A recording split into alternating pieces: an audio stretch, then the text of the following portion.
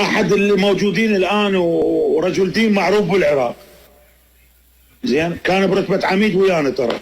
الله. والله العظيم بالقران برتبه عميد ويانا.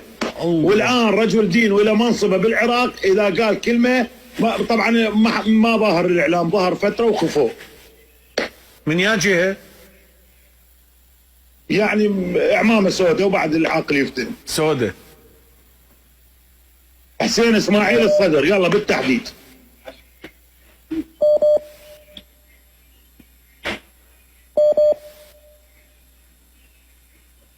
لا تتعجب، والله مو قلت لك اذا اكو واحد بميم 14 لو من المخابرات يصعد وياه ويقول لي كذب وقد شعره، اقول له هاي الوثيقه.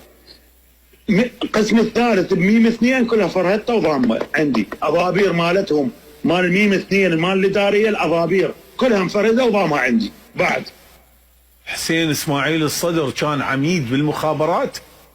والله العظيم.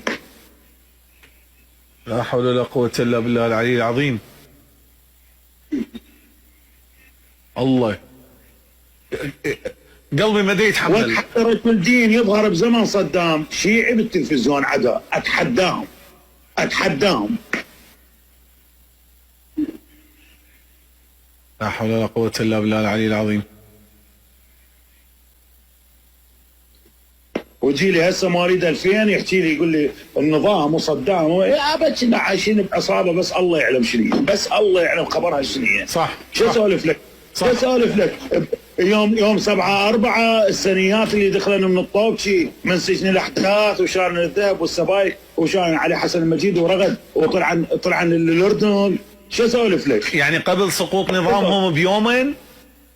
يوم 7/4 اي لين 9/4 الاحداث اي 9/4 سقط، 7/4 سجن الاحداث اللي بالطوبشي جابوا به الذهب من البنك المركزي بالتعاون مع جهاز المخابرات. ثاني طالع بس تدري ربعي يسولفون اذا مو على ارض يشوفهم بالشارع وكذا، لان كانوا منتشرين مفارز مدنيه بالشارع. تدري انت كان يسوي له نقطه وخال البحثي والغيره وشايل بندقيه من القبضتين والشواجير بعلاقه يريد يقاتل دول عظمى، زين ابو المصياده يطلع جار المصياده. استاذ فلان، سيدي شكو، قال والله نقلنا الذهب ولا هنا بالاحداث بسجن الطوبشي يوم 7/4 علي حسن المجيد طلع رغد وطفروا راحوا من هناك. وهذا الخربيط اللي يطلع يسولف هسه ويقول صدام جانب بيتي. صح. اي هذا اخ الله شنو هذا؟ سمعت زين هسه دز لك على الواتساب الوثائق. هذا نائب بالبرلمان هسه حاليا.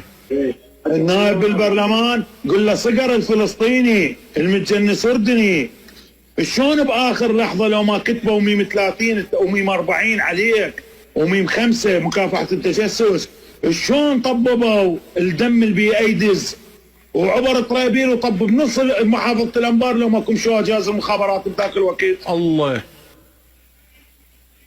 خليه يطلع وانا اقول له الاسماء مال الضباط واللزمه، زين خليه يحكي لي، خليه يسولف.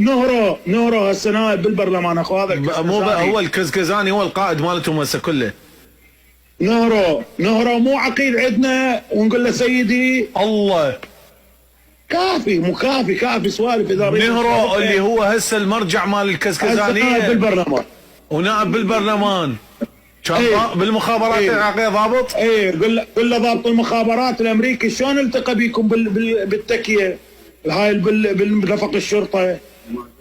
هاي شو وقت قبل السقوط ولا سقوط نظامه؟ قبل السقوط استاذ، نسولف قبل السقوط، خلينا نسولف ورا السقوط. وسد لكم اياه ارشد ياسين من الدروه صاح الله حي وسد لكم اياه.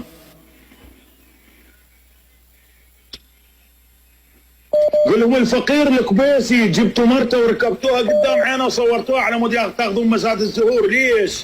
لا حول ولا قوه الا بالله العلي العظيم.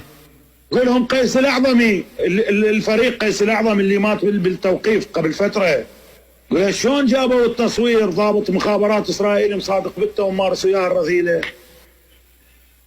الله. استاذ نزار،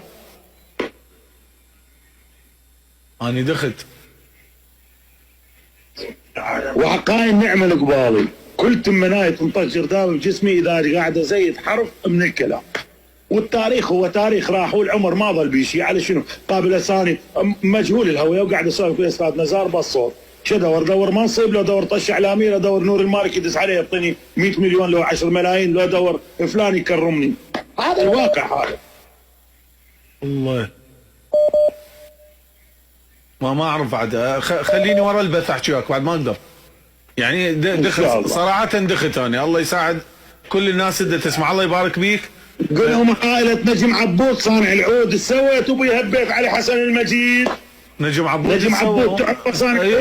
العرقه صانع عود بالوطن العربي.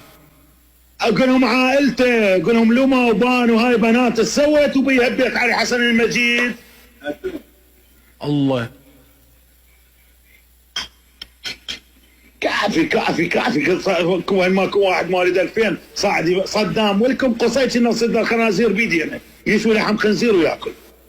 مره واحده اكل خنزير لو دائما؟ والله انا شايف يمكن 10 مرات. 10 مرات؟ انا شايفه بعيني 10 مرات. هاي شايفه بعيني. الله. اني باكر اليوم انتظر الوثائق نتواصل انا وياك. يعني دخت والله، انا دخت صراحه. يعني انا تدري شنو؟ ابو وسام ابن عم صدام حسين والحمايه الشخصيه قال لي قصي اكلها بس مره واحده الخنزير دي ذوقه جرب طعمه. 10 مرات شايفه.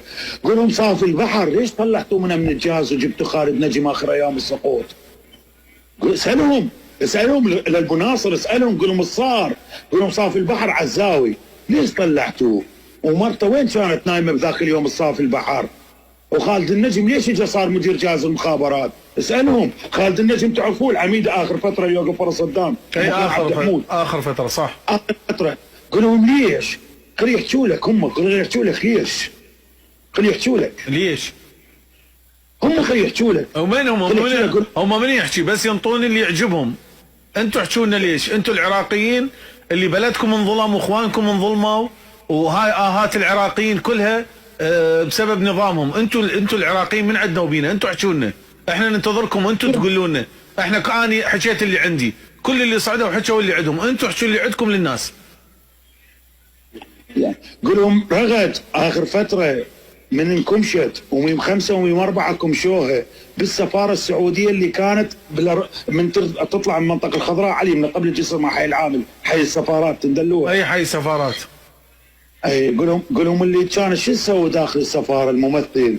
هو كانت مغلقه وبها ممثل هيك علاقات دبلوماسيه كلاوات. ايش تسوي؟ تحكي لنا سالفه الزفت بالثلاجه. زفت بالثلاجه زين شنو موضوعها؟ لا سمان رغد شو تسوي بالسفاره السعوديه؟ هم جاوبوا، كانت البو ناصر يجاوبون. من يجاوب؟ والله ما يجاوبون، والله ما يجاوب. اوكي انا راح اخلي هاي الاسئله الباكر، اذا احد منهم جاوبني راح اقول لك جاوبني فلان وفلان وقالوا لي. ما حد جاوبني من يمك الحقيقه اريد ان شاء الله تعطينا وعد تحكي لنا اياها.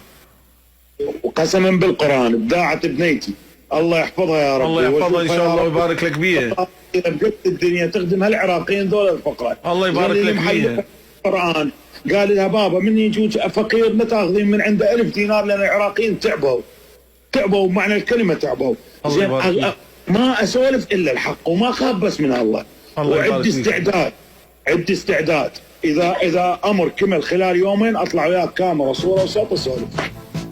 يا الله ان شاء الله رب العالمين. احنا باكر عندنا حلقه بالصوت وننتظر اذا اخذت هيك قرار. هاي قناتكم وانا تشرفت بالتحدث وياك. الله يبارك بيكم انتم اهلنا العراقيين ضباطنا اللي ما اذيتوا انسان. هو هذا اللي ننتظره من عندكم. هي هالقناه الكم، هي هاي وجدة القناه الكم وإن. الله يبارك بيك وتحياتي للضباط اصدقائك اللي موجودين. الله يحفظ العراق سنه وشيعه ومسيح وكراد وشقوة امين وبكل طوافه. امين يا رب. الله يحفظك. امين يا رب العالمين. تحياتي لك ونتواصل بعد البث ان شاء الله. الله يخليك حبيبي. الله يبارك. السلام عليكم. السلام ورحمه الله.